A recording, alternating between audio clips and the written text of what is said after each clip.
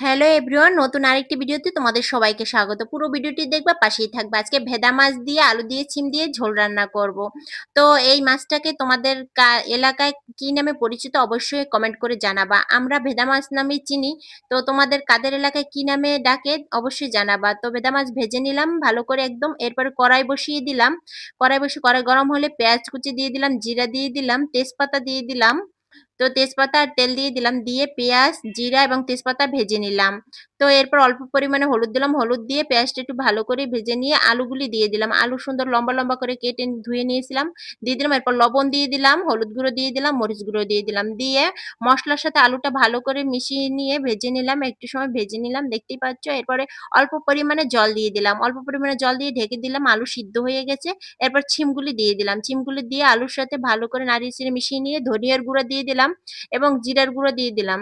জিরার গুঁড়ো দিয়ে একটু কষিয়ে নিলাম। তো কষিয়ে নিলাম, আলু আর সিম কষিয়ে নিয়ে ঢেকে দিলাম যাতে তাড়াতাড়ি করে সিদ্ধ হয়ে যায়। তো কষিয়ে নিয়েছি, কষিয়ে নেওয়া হয়ে গেছে। এরপর পরিমাণ মতো জল দিয়ে দিলাম।